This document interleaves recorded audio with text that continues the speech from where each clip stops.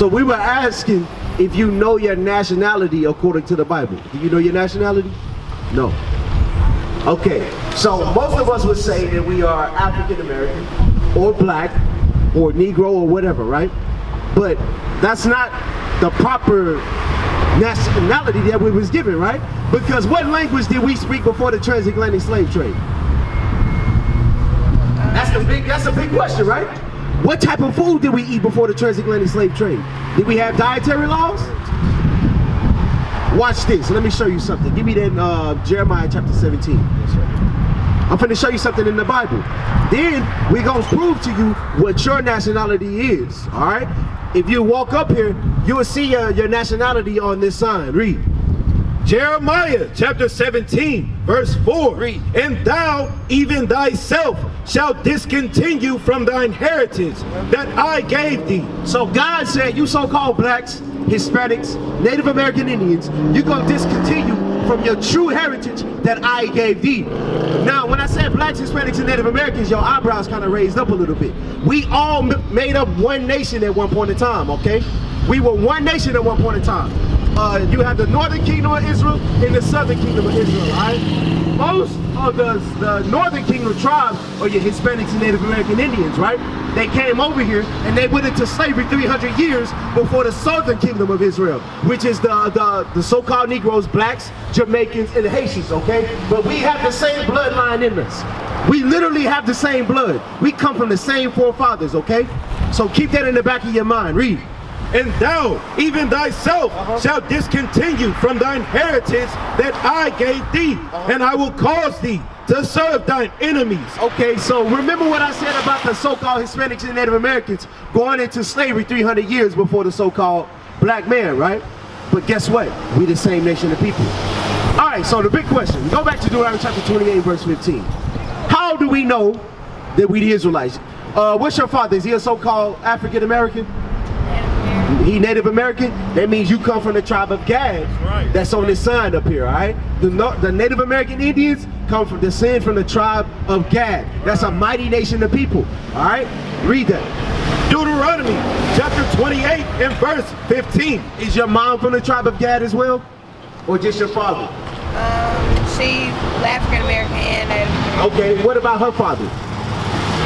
She don't know? Okay, all praises. Read that.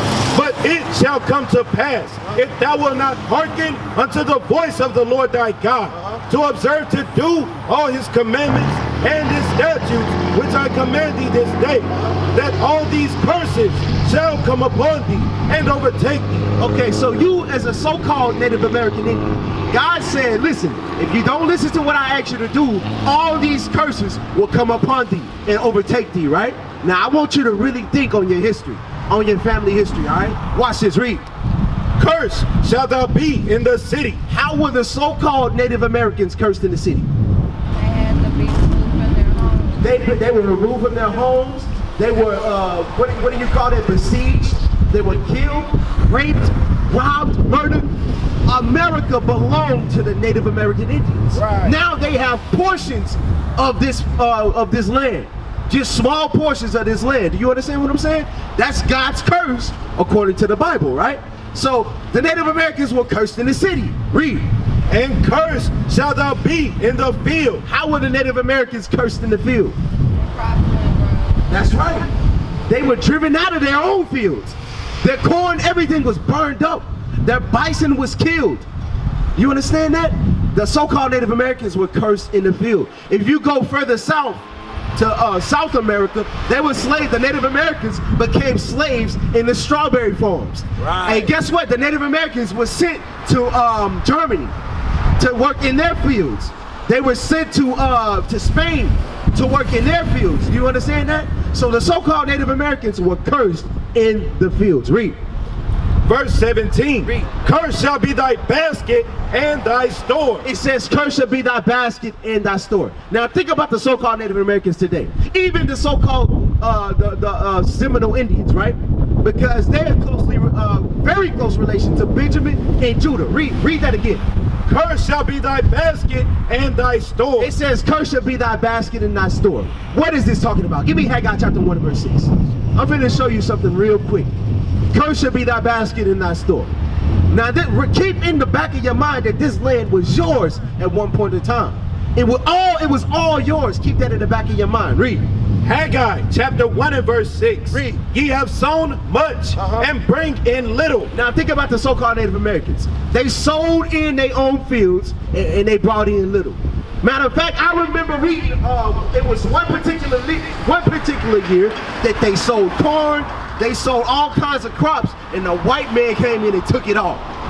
So that's going to show you that you sold much and bring in little. And you think about Thanksgiving, right? That's sowing much and bringing in little. The Pilgrims didn't have nothing to do with the so-called Native American Indians. That was a curse. They killed our people, gave them smallpox blankets. You understand what I'm saying? Read. Ye eat, but ye have not enough. Think about it. Because this whole land was yours. But guess what? When you eat, you don't have enough. That's symbolic from living paycheck to paycheck too. Read. Ye drink, but ye are not filled with drink. Now think about it. Every lake that belonged to this country, every river that belonged to this country, do you pay a water bill? But this land was rightfully yours. That is a curse according to the Bible. You see what I'm saying, sister? Hey, this is your history right here. Read that. Ye clothe you, but there is none warm. And he that earneth wages to put it into a bag with holes. That's living paycheck to paycheck. Even though this country belonged to you, the resources belong to you, the water belonged to you. You understand that? Go back to Deuteronomy chapter 28. Oh, I'm sorry, read that. Deuteronomy chapter 28, verse 33. The fruit of thy land and all thy labors shall a nation which thou knowest not eat up. So what was that nation that came in and took the conquistadors that came in and took over? Exactly. That was a nation that we did not know. But they came right over and took our people's property, took our people's land. They took our people. Read. And thou shalt be only oppressed and crushed always. So we were oppressed and crushed always. See, my grandmother, she was a Cherokee. And we got to read about all of this. You understand what I'm saying? They were crushed and oppressed, and still crushed and oppressed today. Think about the pipeline that the so-called white man is trying to run through their land right now. You understand that, sister? An oil pipeline. This land, this reservation was supposed to be yours, but you even cursed with a curse. Double cursed. Because that land was supposed to be our land, right? But they took that land too. We gonna run a pipeline oil through this land to give more jobs to the so-called white man. Read that. Verse 37. Read. And thou shalt become an astonishment, a proverb and a byword. Now it says thou shalt become an astonishment, a proverb and a byword. Let's look at the word astonishment. The word astonishment means a very shocking thing, right? Now you were so-called Gadite, but you resonate with the Judites, right?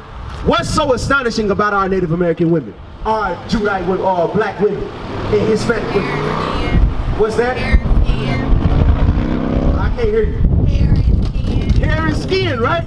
That's a shocking thing, right? I'm gonna go even further. Why did we put another nation's hair in our head? Right. Because the reference you just said, that basically you said that our skin and our hair is the most beautiful skin, right? Why do we cover it up with other nations' hair? Exactly. That's a shocking, astonishing thing according to the Bible. Read that. An astonishment, a proverb and a byword. Now a proverb is a very wise saying, right? Now what's a wise saying that the so-called white men say about the Native Americans and black people and Hispanics? They say Hispanics always piling cars, right? They say that black people love chicken and watermelon. What they say about the Native American Indians? They copper. They drink a lot.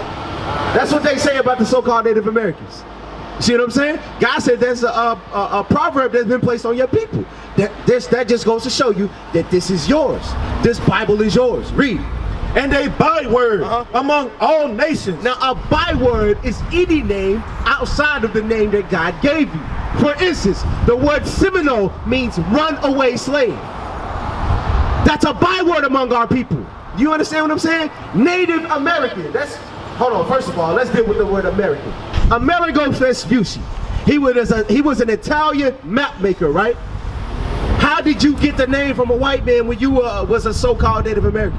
I mean, a so-called Gadite. How did you get that? They took our name.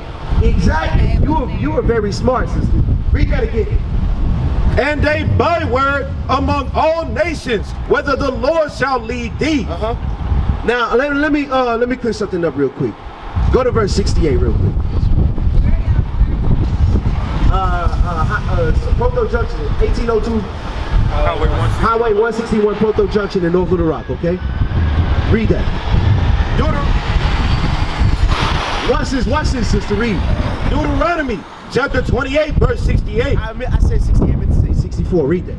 Verse 64. Read. And the Lord shall scatter thee among all people, from the one end of the earth even unto the other, and there thou shalt serve other gods. Okay, so I hope you listen to this, sister. It says, God shall scatter us from one end of the earth even unto another, and there we shall serve other gods. Let me prove something heavy with the Native American Indians. Give me 2nd Ezra chapter 13, verse 40. I'm going to show you something, how we were scattered. All right? Because even before America, we were oppressed. Because the Assyrians had took us into captivity. The Babylonians had took us into captivity. The Egyptians took us into captivity. This wasn't our first captivity. Do you understand that? Read that. 2nd Esdras chapter 13 and verse 40. Read. Those are the 10 tribes which were carried away prisoners out of their own land. So there was 10 tribes carried away prisoners out of their own land. Okay, there was a northern and southern kingdom. Israel, which was the northern kingdom, and Judah, which was the southern kingdom. We all had our own portions of land. And Gad in particular had the best land everywhere they went. You understand that? Read. In the time of Hosea the king. In the time of Hosea the king. Read. Whom Shalmaneser the king of Assyria led away captive. Okay, so the king of Assyria led the Native Americans and the Hispanics away captive. Right? Read. And he carried them over the waters, so came they into another land. So they went into Assyria. That's why you see a lot of our people in Assyria. That's why you see the history of our people, hieroglyphs, petroglyphs on the walls in Assyria. All right, read. Verse 41, but they took this counsel among themselves. So let me clear something up. The petroglyphs and the hieroglyphs that's on the walls in Assyria is written in Hebrew, Paleo-Hebrew, the original tongue. Okay, so keep that in the back of your mind, all right? Read. That they would leave the multitude of the heathen. So they said, the Native Americans said to themselves, we gotta leave these people because they oppressing us, they killing our babies, they doing all kinds of stuff to us. That's what the Native Americans said when they were amongst the Assyrian people. Read. And go forth into a further country. So they said, we gotta go somewhere else, somewhere far away. Read. Where never mankind dwelt. So they said, we gotta go somewhere nobody has ever been. How did they know about the land that they went to? It was King Solomon that showed them. The Phoenicians, all right, read. That they might there keep their statutes, which they never kept in their own land. So when they got to this other land, they said we was gonna keep these statues, which they never kept in their own land, because before the land of Assyria, we had to keep the law, statutes, and commandments, and we didn't. Moses gave us the law, statutes, and commandments before we went into slavery in Assyria, and we never kept it. So they said we gotta leave the Assyrians, go somewhere, and keep God's laws there. All right, read. And they entered into Euphrates. Okay, so this is the geographical route that they took to get to that further land. We keep in mind, we still talking about the Native American Indians and the Hispanics, okay? Read. By the narrow passages of the river, for the Most High then showed signs for them, and held still the flood. So the Euphrates at this point in time, it was rough. The river was very rough, but that's still the route they took. God held still the flood and the rising of the water for them, all right? Read. Till they were passed over. But through that country, there was a great way to go. So to get to that further land, it was a great way to go. It was a great way to go. Right here. Okay, so, wait, where's the Euphrates? Right, it's the east side of Africa going all the way along the coast. All right, it's this river right here. So they they took the river, the Euphrates, all right? They didn't go by sea. They went on the river, all right? Read. For through that country there was a great way to go. So it took a long time for them to get to this further country, all right? Read. namely of a year and a half. So the Native Americans, it took a year and a half by boat to get to where they was going. Right. Right? They had ships. King Solomon had a navy of ships that was on reserve. All right, read.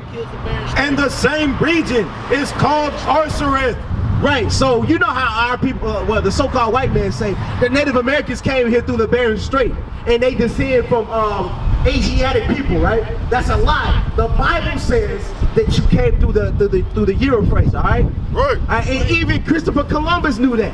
He used the Bible. He used this very scripture to get over here. You understand that? He used some what you call Moors, the Blackamoors, which we call Moors today, and Israelites to use their tongue to get over here.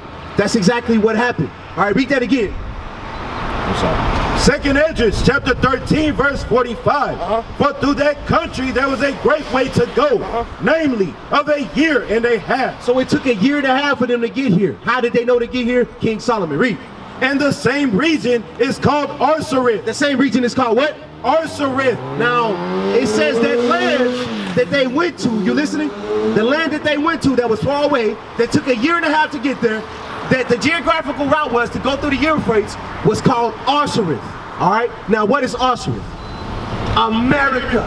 Right. If you look up the word Arsareth, it's America today. So That's our right. people went from Assyria and traveled here to America to keep God's laws here. Where's the proof in that, right?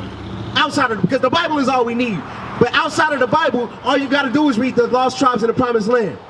Bring That's it a book. out. The pyramids that are over here, they learned to build them in Egypt as slaves. Right. Right? The pyramids that are here right now, they learned that somewhere else. It was in the eastern countries first. How did it get here? Because we were the people that built them here. And we were the people that built them there, all right? We used to scream black power while heroin was pushed. But at the end of the day, nothing's in vain. IUIC has been given a vision. The tents of Judah has risen. Many has attempted the mission. Minor murmuring, omitting, and missing the mark. Just reading that he had the flame of fire in his eyes gave us the spark. We on Paul's mission. We out on the road, purple and gold. From Mexico, Cuba, Haiti, Ghana, Sierra Leone. 144,000 boots banging, concrete crackling. These are our men repented at heart. The scriptures is proof. IUIC, we deliver the truth.